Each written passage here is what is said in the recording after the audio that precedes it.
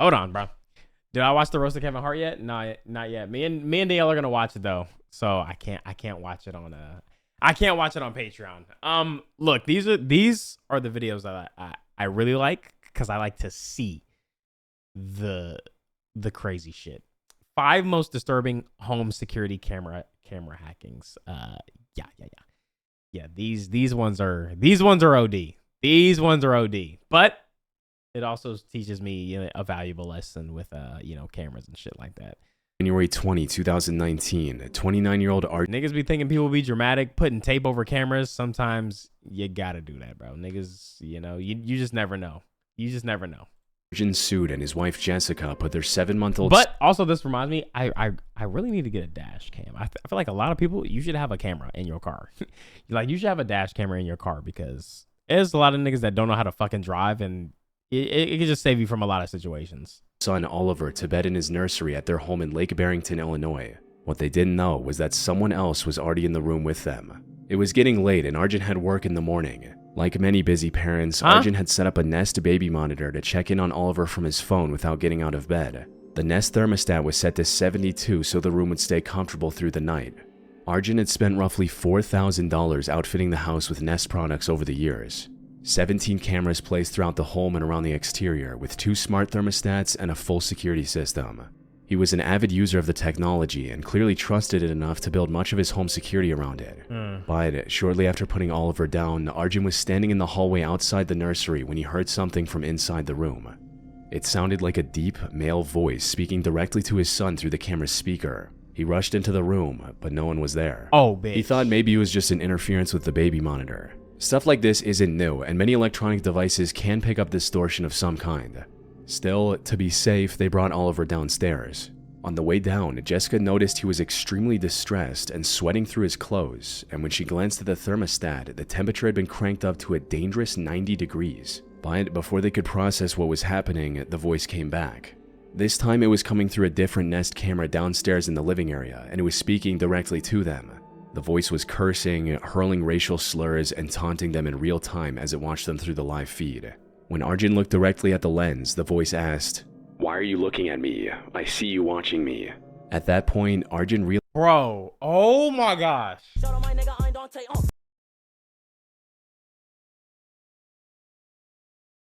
I would never put cameras up inside my house. Inside my house? No. That is so oh my god, that's fucking terrifying. Someone had hacked into their Nest account, which he used to control every camera, thermostat, and every inch of the security system. That's why it's not crazy, bro. That's why it's not crazy to put tape over that laptop camera, bro. Hell no. Spent thousands of dollars building to protect his family. Arjun's first instinct was to yell back at the camera, but he composed himself and started questioning the intruder through the two-way audio. God. Yes, I'm here. Come. I know you're here. Who are you? He tried to extract information on the hacker's whereabouts, asking who they were and which country they were from. Who is this? Are you just sitting at your computer there? Into my account? Where are you? Which country? The hacker went quiet without identifying himself or explaining why he had done any of it. Yeah, who are you? Come on, be a man. Speak up.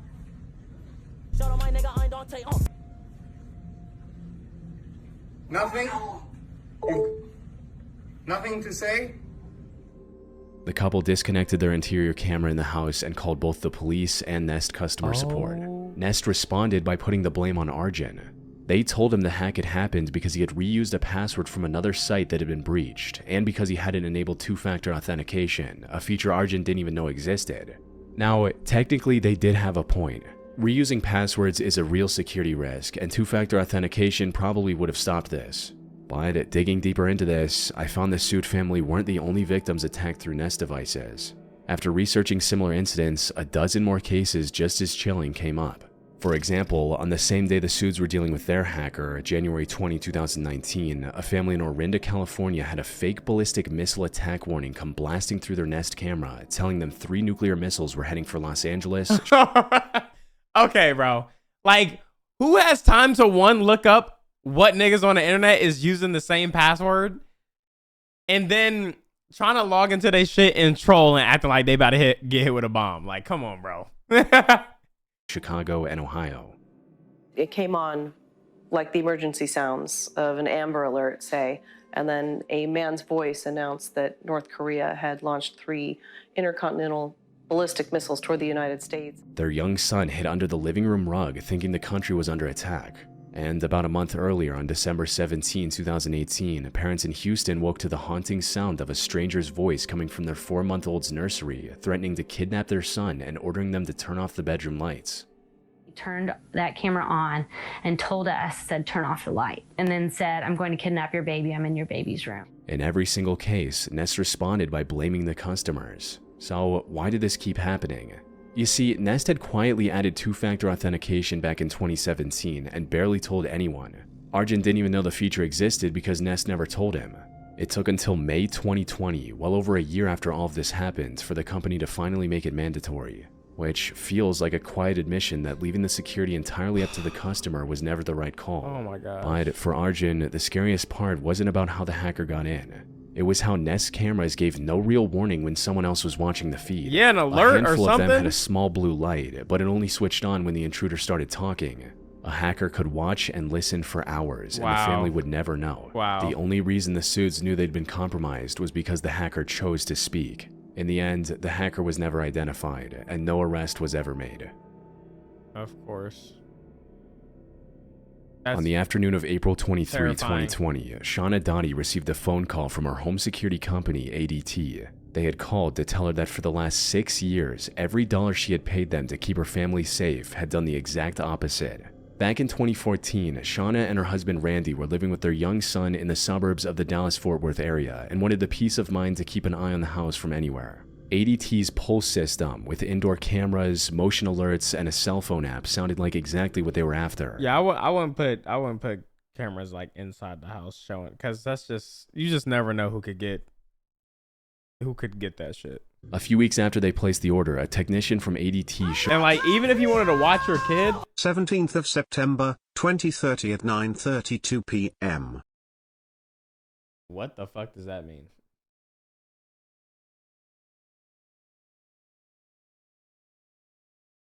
What the fuck does that mean?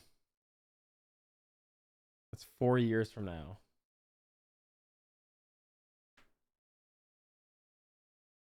FNG Discord mod. But look, this is why, like, even if you wanted to watch your kid, I wouldn't get like a camera like that. Like, I would just get like, there's like a camera thingy that you can use, but it's like not attached to the internet. It's just you watch it on another feed. Yeah, I don't think you should get anything that goes through the internet and like to watch your child. Yeah, like a baby monitor, basically. Just a regular camera. Something like that. There's even been times where it's like it had to charge or something, and we would get a iPad and FaceTime the iPad and like watch from our phone. Showed up at their front door. He looked at the layout and mounted a wide-angle indoor camera that covered most of the ground floor, the family room, the entryway, the dining area, and the staircase. The lens also reached into the master bedroom and the corner of the bathroom.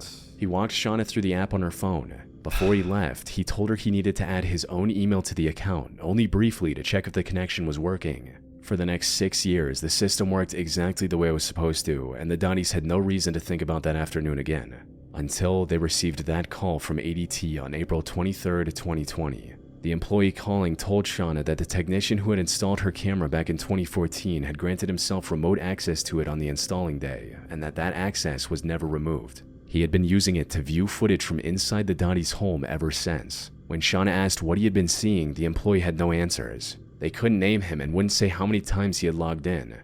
7 hours is a long time, but we're talking 7 years. You don't know what to think.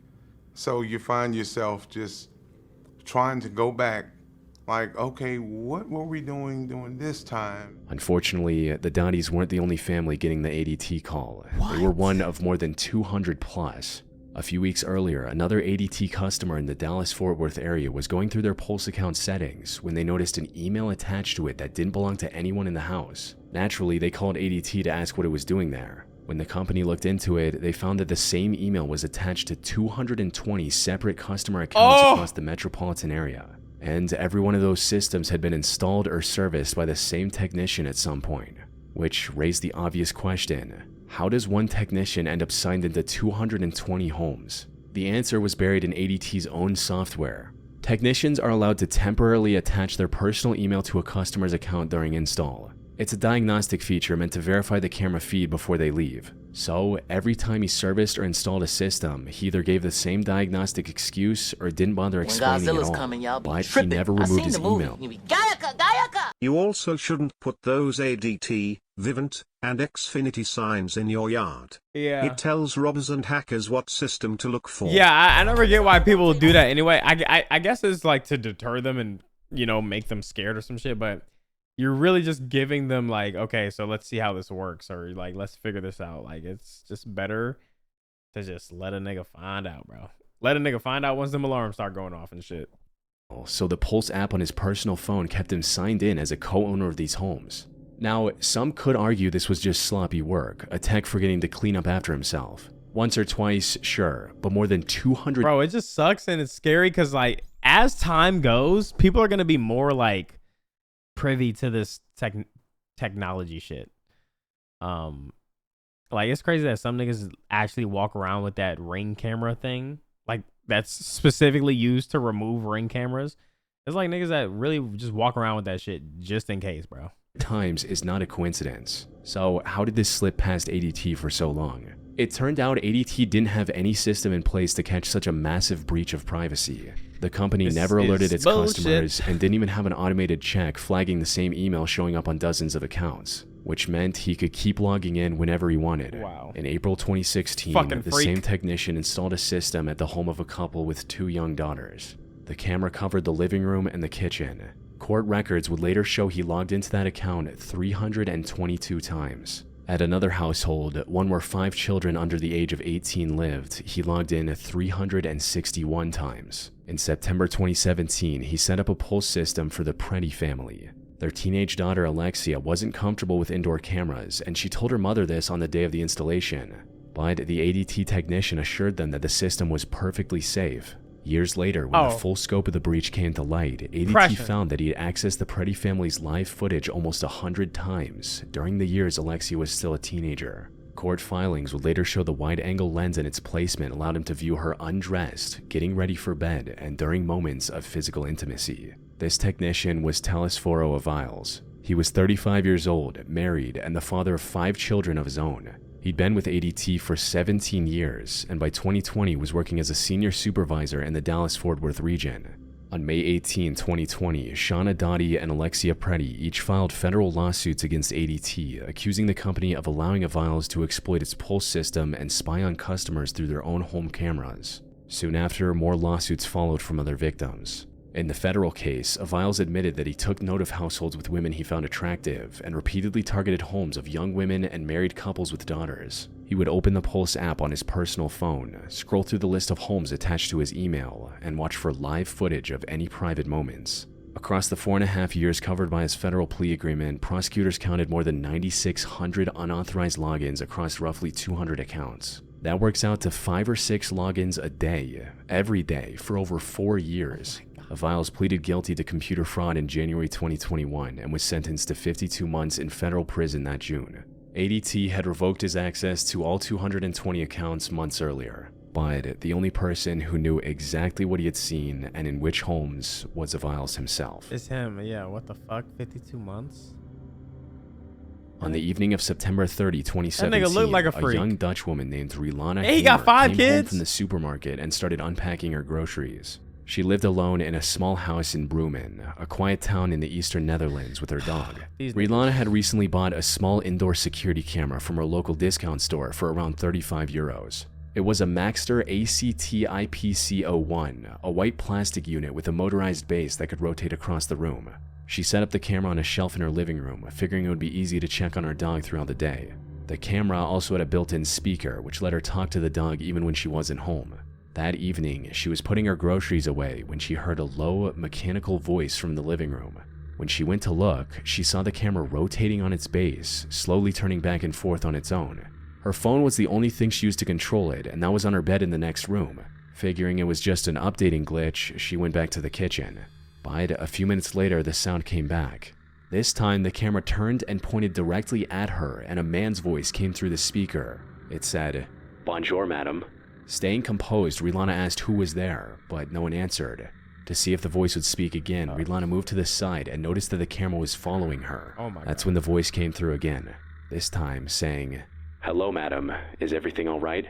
She immediately ran across the room and pulled the plug from the socket. Later that evening, a friend came over for dinner. Rilana told her what had happened, and the two of them decided to test the camera again. They placed it back on the table and plugged it in as Rilana held her phone to record. It took less than a minute before the camera rotated on its own and found her again.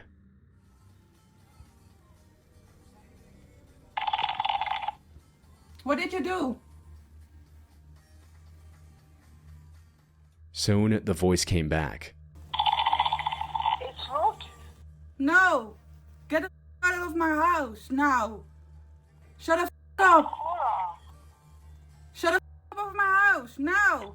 Go away! Hola, señorita. Yeah, you. Rilana posted the video on her Facebook account, where it went viral immediately. By the start of the next week, Dutch national news had picked up the story.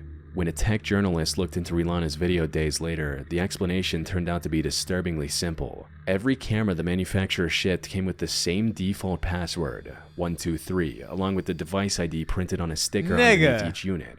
With just those two things and the free app, anyone in the world could connect to any of these cameras, watch the live feed, listen through the microphone, and talk through the speaker. Looking up the manual for this camera, it does mention that the default password is weak and recommends changing it before use. But nowhere in the app itself, the thing you actually interact with during setup, did it ever tell the users to do that. Wow. Few people read the full manual for a €35 camera from a discount store. You just download the app and start. So Rilana never knew that she had to change the password. And she was far from the only one. When the tech journalist tried connecting to other cameras... I'm not gonna lie, like sometimes you gotta use we gotta use our brain. You gotta use our brain, bro. You don't think to look in the settings, look at it just to see users or anything like that. You just set up go something that's showing live footage of your home. From the same manufacturer, he got into 4 unsuspecting households within minutes, using nothing but the manual and the free app. Each one of those people, just like Rilana, had no idea anyone else was watching. Oh my gosh. In late 2010, Farial Nijam woke up in the middle of the night to heavy metal music playing at full volume through every speaker in her house. Confused and disoriented, she didn't know how it had turned on. And despite her trying, the volume level didn't go down, as if someone else was controlling the sound system. But there was no one home except her that night. Farial was a Canadian fashion model who had spent most of her adult life around cameras. She had walked at the Berlin Film Festival in the mid-2000s and built a career where she was looked at on her own terms. By her late 30s, she was in a long-term relationship with a partner who lived in the States. He was, in her words, quietly controlling. According to her, he wouldn't just touch base with a text, he would call me on FaceTime and ask to say hi to the person I was with. At the time, she thought it was attentiveness, and she trusted him enough that she eventually moved into his home in the US. It was an impressively designed house with a high-tech smart home system which covered everything on the property. Smart from house. Lights, heating, blinds, security cameras, to the sound system. All of it ran through a single integrated platform her partner had set up. For someone who'd spent her career around cameras and production sets, living with so much technology around didn't feel unusual. But sometime during the 2010s, the relationship started to fall apart. Some Black Mirror Her shit. partner moved to a different city, while Farial stayed behind in his house, with his credentials still running everything around her. And that's when things started getting strange. She'd fall asleep at a normal hour and get jolted awake by sound blasting through every room. You're asleep in the middle of the night, and all of a sudden, over the sound system, comes this blaring music that startles you awake. That's what would happen to me. By the time she was on her feet, it would cut out just as suddenly as it had started. and she'd be left standing in a dark, silent house with no explanation. Soon enough, the lights started to behave in a similar way. She'd switch them off for bed, and they'd flick back on, sometimes flickering for several seconds before stabilizing. She would experience the same with her TVs, which would switch on by themselves and shut back off as soon as she got near the remote. At first, she tried telling herself it was just the system acting up. It was a big house, and every inch of it was wired with technology, so some level of glitching was expected. But even then, she couldn't help shake off the feeling that something was off. In an interview with CBC's Marketplace, she said, "It's almost as if the house is haunted." Sadly, in a way, she was right. It started when she began receiving messages from her ex. They mentioned things he should have never known, like what she had been wearing earlier or who she had been with when she walked through the front door. He'd been using every piece of smart tech in the house to watch her and remind her he was still there. On more than one occasion, he'd also sent her direct threats. "Get out of my house. I need you to stop manipulating the lights. I'm not touching the lights. What is wrong? Just can you please leave me alone? You're not supposed to call me. I'm not bothering you. I am going after the dogs. And then I'm going after you." For someone who had spent her entire life controlling exactly how and when she was seen, being watched in her own home without ever knowing felt like a different kind of violation entirely. He was able to monitor I think they me, changed his you know, voice. using our There's no way this nigga sounds like that. Cameras. First I'm going after you, then I'm going after the Ferial dogs. tried to shut the system down, but her partner had configured everything from the start and held all the login credentials. Left with no other options, she contacted the local police and explained everything. Unfortunately, the response she received only deepened the sense that she had nowhere left to turn. The home wasn't in her name, and as far as the responding officers were concerned, that was where the matter ended. In the end, Ferial realized that her only real way out was to leave the home behind entirely. She gathered her dogs and made her way to a local women's shelter. On the 8th of August 2025, a woman named Brenda took a Ring doorbell camera off its mount and brought it inside her house to charge. It was something she did every few weeks. The camera ran on a battery, and recharging it was a routine part of owning one. But this time, she noticed something strange about the camera. The blue ring of light around the lens was on. On a Ring doorbell, that light only comes on when the camera is actively streaming, recording, or in the middle of a live two-way call with someone signed into the account. None of which should have been the case while the device was unmounted and sitting indoors. So Brenda picked it up to see what was going on. And that's when she started hearing a voice coming through the doorbell speaker.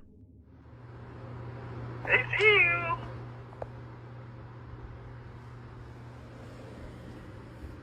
I see you.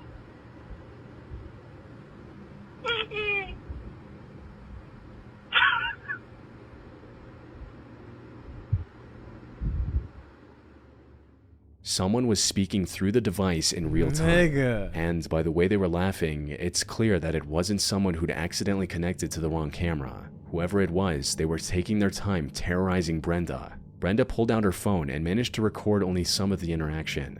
But the voice went silent within a few seconds, and the blue light switched off shortly after. She later posted the video on her TikTok account.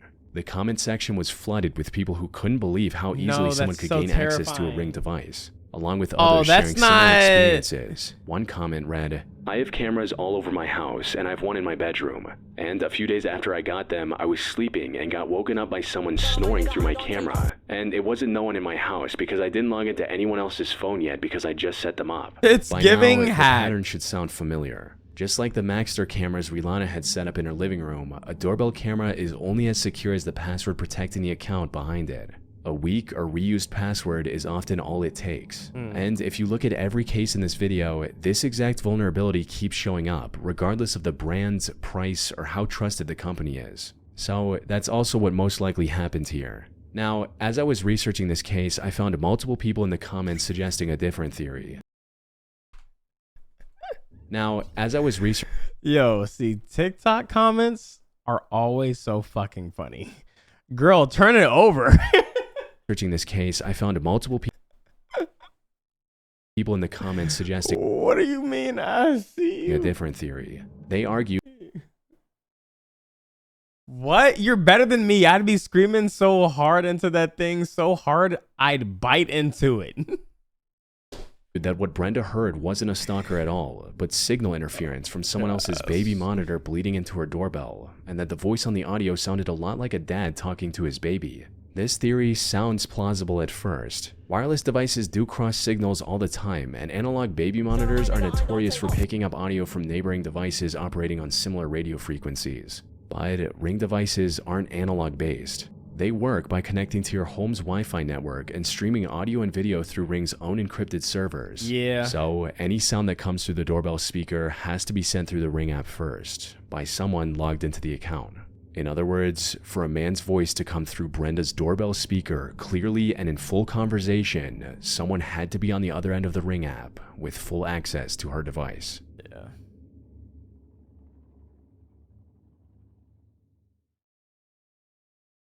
That was fucking just ends fucking creepy shit. Oh my gosh, bruh. Oh my gosh.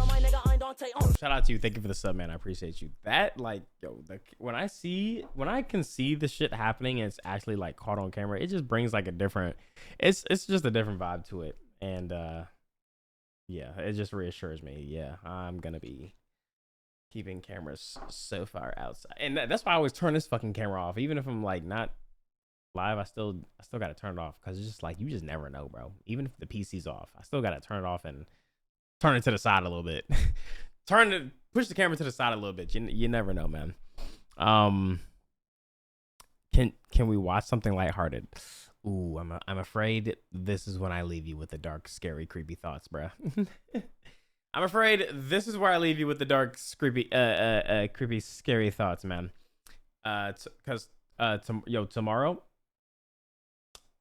I'm starting season 3 of Game of Thrones, and seeing how far I get with I'm gonna start the new arc of Hunter x Hunter, bro. Twitch stream tomorrow. I think I'm gonna do a stream tomorrow for the new game that's coming out. There's a new game that's coming out, and I think I'm gonna stream that tomorrow. So yeah, there's a friend slot game too. Wait, what? So yeah, I think I'll do that. You have abandoned us. No, I'm just being honest with you. I'm letting y'all know that there might be a chance. Which arc are you on? 100 x Hunter? I'm on the last arc, like literally the last arc before the show. I think I have like 12 episodes left, I think. So yeah, I'm so high. What do I do now? Why are you high?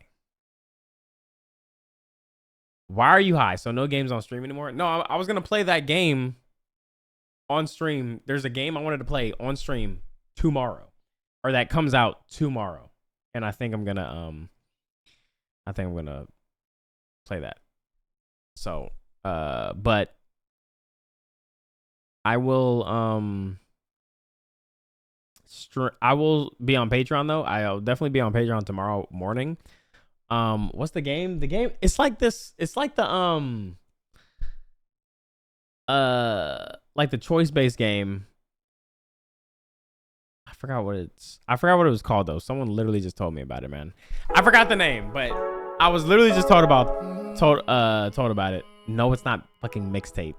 That Mixtape game. It's oh my god. It's like it's like the Dark Pictures game, but I don't know if it's from them, but it's like that. It's like that. And I think it's horror, a horror one. But yeah, chat. Look, I'm gonna post the Leroy reaction, the Blackboy Max reaction, and the creepy shit. So we never getting our money. Nah, I got y'all, bruh. I got y'all, bro. Y'all just gotta stay tuned, man. Y'all gotta stay tuned. I'm gonna be sending y'all that money, but you gotta stay tuned, bro. Stay tuned, man. It's been a long weeks, a long few weeks, man. No, I got y'all, bro. And a sexy mama. Yo, Fantasy, I appreciate you. Wait, Fantasy, is your mom black, bro? Like, what ethnicity is your mom, bro? I saw you post a picture. I was like, huh? Disney drained you, huh? Why you say it like that?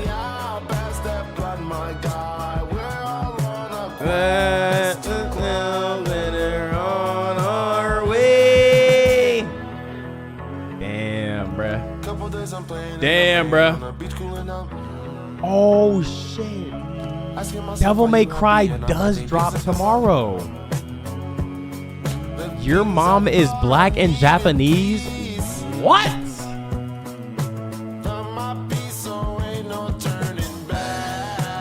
I did not know that. That's crazy.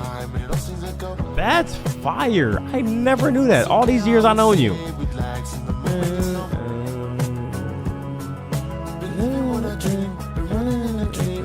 Damn, that's fire. Okay, yeah. Devil May Cry season 2 drops tomorrow, or starts tomorrow too. Damn. Are they dropping? Is it the whole thing, or is they? Well, it's on Netflix, so I'm pretty sure they just dropped all the episodes.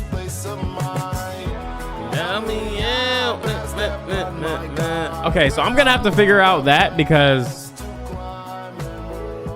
probably gonna be like 8 episodes. I'll probably just do like an episode because I really want to get through. I really want to finish up Hunter x Hunter. Help me out. There's a lot of shit dropping, bro. A lot of shit dropping this week. All right, chat. I love y'all, man. I appreciate y'all. I will see y'all. Well, for Twitch, I will see y'all. I don't know. Hopefully tomorrow. For my Patreon people, I will see y'all definitely tomorrow. Alright. Lay y'all, man. Please be tomorrow. Okay. I'm no pressure on me. Walking, ain't no stressing, you see. They're saying what they're saying, I'm just saying, get no fuss what you think. Here's so much stuff, people talking. On my way.